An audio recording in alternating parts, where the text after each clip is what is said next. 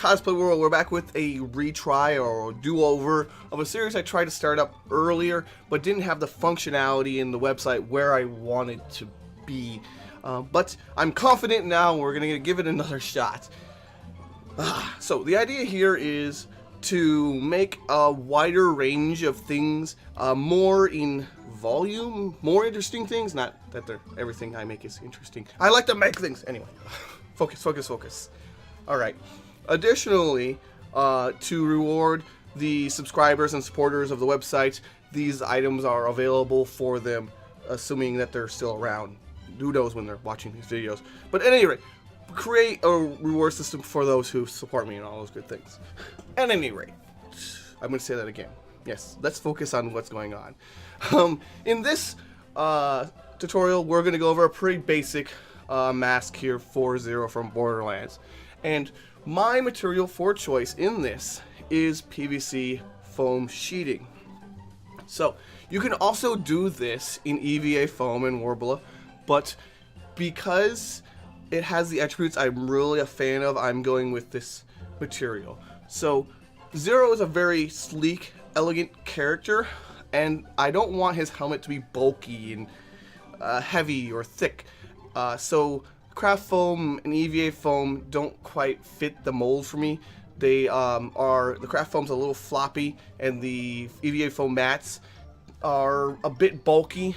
So this PVC foam sheeting is only an 1/8 inch thick and has some good rigidity, whereas if I had used Worbla, I would have to back it and I have to smooth it, and I don't need to do any of those things. And as long as I can thermoform, which I have my nice wonderful heat gun for, it works wonderfully. So a large portion of my armors, because PVC sheeting has these attributes, I use these plastics. There are some advantages to, say, ABS for the faceplate, but I'll work around those. There is a good argument for the faceplate being vacuum formed because it would be much more clean, and I think I could work to make myself work better with ABS plastics.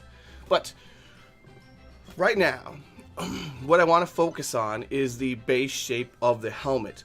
I'm going to be wrapping around a foam mannequin head in a moment here and sizing it. One thing I want to let cosplayers know that are trying to fit a helmet in such a way is to not use the female mannequin head you find at typical craft stores. The problem with these is that they typically are smaller than a real human head, and their features are smooth and simplified. So you want something with ears and a more pronounced nose, because you have those features. And even though the female mannequin head looks good, you want to go with the male mannequin head, which it has these features much more pronounced and will be accounted for when you go and trying to form things around it. So just to make sure it fits, buy the male head in summation, basically. This is still going to be a pretty tight fit. His form and his body structure, he's very, very dexterous, and so I'm going to try and make this fit as tightly as possible while still wearable. And it's actually not too hard of a build. Once you have the back and side panels done, then they're fairly straightforward geometric shapes. The faceplate that links them together in the front is largely hidden by the mouth plate is largely hidden by the big old mask that we've made earlier. Now, one thing that is going to be difficult is creating a nice, gigantic, three-dimensional shape in PVC foam sheeting. So what I've done here is I've cut a little dart out and folded the pieces together and glued them down. And that's not perfectly smooth. If I go back to the ABS rant, we could have made a mold and vacuum formed it, and that would have been much nicer. But this is quicker, and later on we're going to be covering this, so these imperfections won't be noticeable. We'll get into that once we get to that stage. But what I will do is make sure to sand down any points that are especially not round, and then we're going to go in with some wood filler and hide any of those creases. And it's not particularly hard, and I weighed that against making a mold and vacuum forming. I said, this is easier. It's not as pretty on the inside, but people won't be seeing the inside, so it's not that big of a deal to me. Now, unfortunately, you cannot see through this material. To be able to see and walk around, the strategy here is to, and also probably get water and drink and stuff like that, is to add a hinge. Now, because PVC foam sheeting is an 1/8 inch thick, I've added some additional plates to where the hinge is attached.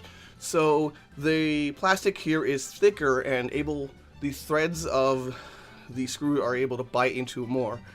We don't want those points of the wood screw to puncture through and be visible from the outside. It would not be pretty. So we've effectively put extra layers there so that we have a nice strong hinge to attach it. And what you get is a headpiece, or a faceplate, sorry, that you could flip up.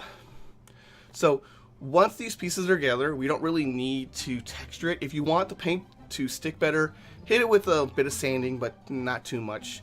And we're just going to be painting this in acrylic gray paint that you find at your average craft store. Nothing particularly special here. And with this piece, it's mostly just grays and blacks. So what's going to suck is that these are a little bit hard to photograph, especially if the photographer has a flash.